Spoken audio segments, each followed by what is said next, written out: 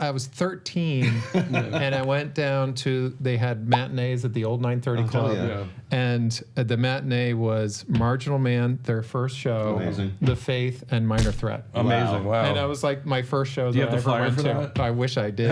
You know what? You know who has it? Is Ian MacKay. He's got it. Can I get a copy of that? Hey, what's up? You're here in Brooklyn, New York with Music Twindustry, and I'm Jason, and that's Joel, and this is Eli Janney. Hi. Yo. Welcome. Thanks for coming. You are a neighbor of ours here, then. That's true. I live not far away, maybe 10 blocks. How'd you get here? I just on my own feet. Oh, wow. Just walked it over here. He's I eco-friendly. hoofed it. He's Eco-friendly. yeah. As I was telling Mike, I put on some house music and like, okay, that's my tempo. What kind of house are you listening to? Mostly some older deep house. Amazing. But which Chicago, Detroit.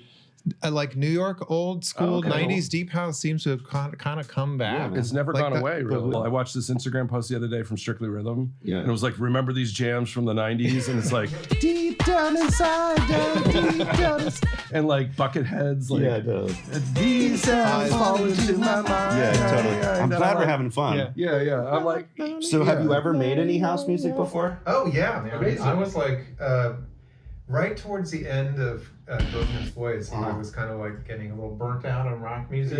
So I started going to clubs and DJing. And really? So I had a residency down in Soho. Really? And it wasn't hugely popular, but the guy who I did it with went on to become very big in that scene. Really? Yeah. I mean, we used to go to Scott Henry's parties. Yeah, DC. Like Fever. Fever and what was the other one? Sunday Mass. And Lonnie's parties. Sunday Mass on Sundays Lonnie in in Baltimore would be. At like some like weird we'd go to club. Rise at the warehouse. We'd go to Sunday Mass and dance our asses off. Yeah, but we were probably there at the same time. damn right. That's messed We would go to up. raves on Saturday. When I was 21, dude. So we'd go to Fever on a Friday night, a rave on a Saturday night, and then Sunday Mass on a Sunday, and be awake for like 3 days. Yeah, that was fun. Those are the days. Pre Red Bull.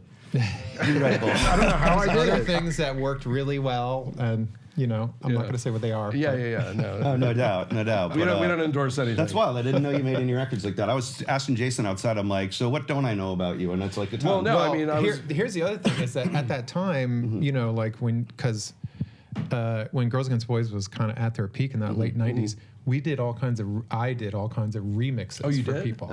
Yeah. Under your name or under a moniker? It was called Americruiser, it was like Duran Duran, the Beastie Boys, all these people. Names. Yeah, and it's funny because I listen to those now. I was like, wow, these are really not great. But for that time, they're probably like legitimately cool. Like trying to like meld sort of like electronic music and rock. Yeah. Which of course that was became a thing. Became a thing in the 2000s. All of a sudden, the Electroclash thing. Yeah, absolutely became a thing. When did you leave DC?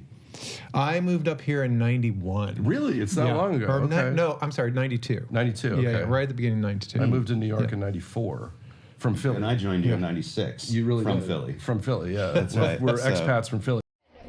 Hey, we down by 17, but I didn't hear no bell. This game ain't over yet. Yeah, we ran a little hardcore label for 20 years. That was pretty fun. It was called Watermark and highly collectible records now. But that led to Jason's job at Columbia Records because all the punk bands were trying to be signed. And it was that era. Inevitably, it's like, hey, do you want to get signed? And then they just fucking give up. So how did you make the move from being I guess you started playing instruments on your own? Were you self-taught? Yeah, I mean basically when I was in DC in the hardcore scene, I started out of college. I started engineering. I started working at Inner Ear Studios. All the best Dischord records were made. Yeah, and Don Zientara taught me how to be an engineer. That's audio engineer. man. So it was just like this incredible education that seems ridiculous now. Like, how do you get that job? No, I don't know. And my older brother played guitar. He played in Rites of Spring and Love Rites of Spring. Yeah, and the Untouchables and all these bands. The first emo band ever. First emo band. Yeah. There's a local band in my neighborhood that I live out in the Springfield area. They're called Rites of Springfield, and they're playing next week. Really? Yeah, I swear to God. Great. They're Oh great. my God, I should get that. That's fucking hilarious. No, Rites of Spring is still one of my favorite albums of all time. Absolutely. Yeah, I Black just and white. listened to it, and it's so funny because you're like, what is going on with that drum sound? It's holds up, so crazy, yeah. but the feeling is undeniable. Yeah, no, sure. those records It's a hold really- up, man. Did you get into the Dischord scene? you might have to explain what Dischord is, because this generation might assume that it's something completely different. Yes, that's true. Discord Dischord is is a chat program. Yeah, that's not what we're talking about. We can. My son is by the way, my son's a big YouTube star, and his Discord is extremely active. Is that right? And I'm like, Discord. Oh, never mind. Different one. Discord was a punk label in Washington. Is a still punk label in Washington D.C. Completely DIY. They basically started in like '82. I want to say Somewhere around that. And really, peak Discord was probably like '88 to '92 or something like that, right? Yeah, absolutely. Or maybe even before that. Yeah, that was they the only thing. released DC that's why bands. there's a big. And it's P in the unbelievable DC. how much music came out of DC that was like enough to feed a label. Yeah. Right? Like it's like almost like you started a band and you were like, if you were good enough, you were on Discord. I think that I've looked into that and asked a lot of questions like, how did that happen? How was the DC scene so prolific and had all these great bands? And I think that there was just this perfect storm of 930 Club in DC space, which anyone could play at essentially. There was a label that would support you, and there was a recording studio that was cheap. Perfect as shit. ecosystem. And it was just like, all you got to do is have desire and skill. Did you get into the Discord scene and the DC scene as a result of Inner Ear, or was it the opposite? No, it was my brother. Really? I was 13, and I went down to, they had matinees at the old 930 Club. yeah. And the matinee was Marginal Man, their first show, Amazing. The Faith, and Minor Threat. Amazing. Wow. And I was like, my first show you that I have the ever flyer went for to. that? I wish I did. You know what? You know who has it? Is Ian Mackay. Yeah, Like, sure he's does. got it. Can I get a copy of that? In fact, actually, the funny thing is, I mentioned it to him on the phone the other day. He goes, "Oh wait, hold on a second," and then it's like, "Bing!" And I look on my phone, and he sent me. That's amazing. So he's got a catalog He has system. it. It was 3 bands for $3. No way. With your brother playing in those bands, that's when you're like at 13 years old, you're impressionable, and you're like, all right, I got to do that. Yeah.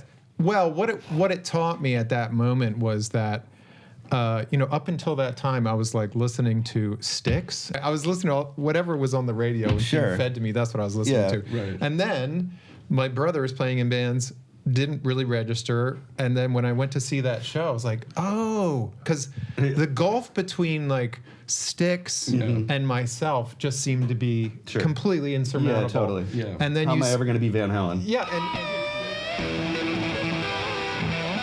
and then you see Dischord doing it, and it's just a bunch of punk kids, Yeah. and you're like, oh, this is totally doable.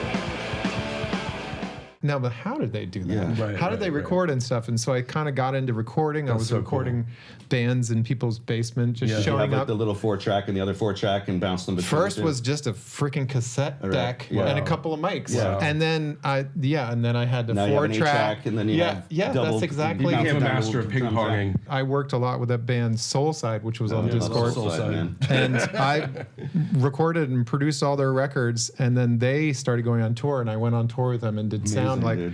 1989, I think it was, or 88. We went over to Europe, and we played East Berlin before the wall came down. We It played was like, East Berlin like a year after the wall came down. wow. And it was all these we were dirty 17 squats. years old. Yeah. and we Like played in dirty all these dirty squats. Yeah, like, Yes. we have vegetarian chili for you. Vegetarian chili. Oh, really? It was chili You too? everywhere. Yeah. And then it's like, That's all here's anyone your made. sleeping place, and it's like behind the drum kit. No, It was the the sleeping place was the stage. Yes. So like, I'm sleeping Absolutely. right here. I'm like, wait, this is where we just pissed all over. Yeah, Like, no, it was so crazy. I remember one time we were in Germany, and they were like, "Oh yes, you sleep upstairs."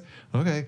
We go upstairs and take us to the attic. Yeah. This is winter time, by the way. It was so cold. And there was a hole about the size of this sofa in the roof. Wow. And it was like, it's a little cold in here. But it's free. But it's free. It was fine. It's a concrete floor. What's wrong? Yeah. Concrete floor. Concrete in the attic. That's crazy. Wow. So while you're working at Inner Ear or producing your own records, how many of like the Dischord and the DC bands were you? Did you do Nation of Ulysses as well? Nation of Ulysses. I did Jawbox. I just remember seeing your credits on so many records I've heard about. In that period, it was very active. Basically, I would just record whatever came in, and so it was like Nation of Ulysses, Jawbox, Shudder to Think.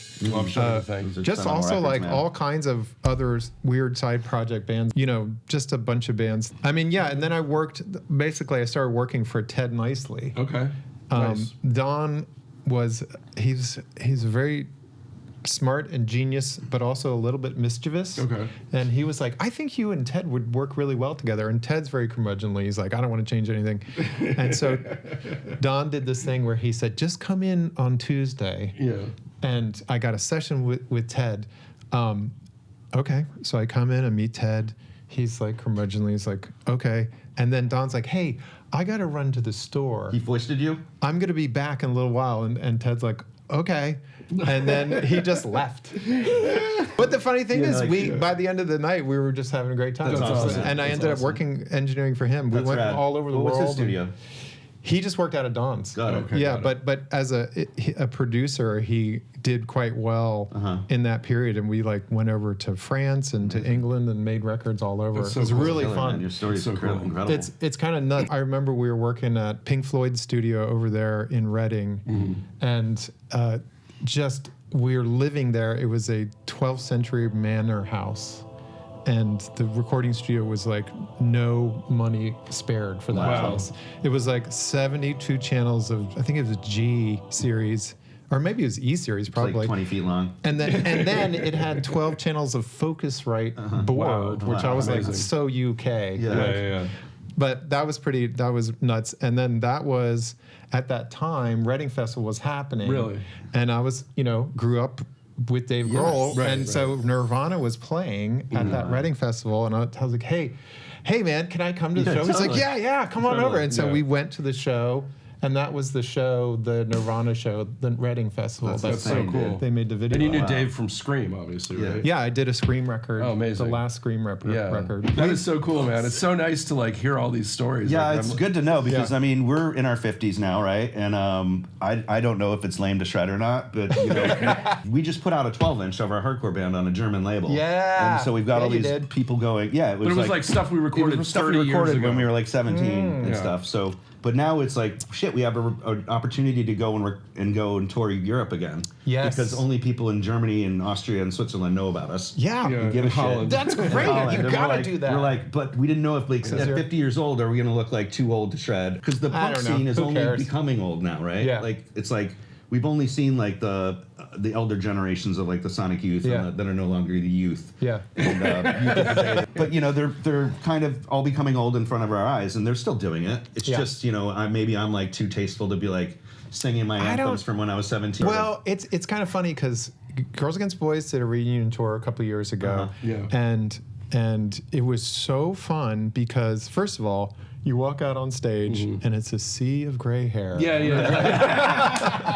Except for one little group of like, heard these guys were cool. But it's such a fun thing because the people who come to see us are there people who saw us 30 years ago. Yeah, absolutely. And it's just a joyful time. Like you can't play a wrong note. Like people just want to see you play those songs.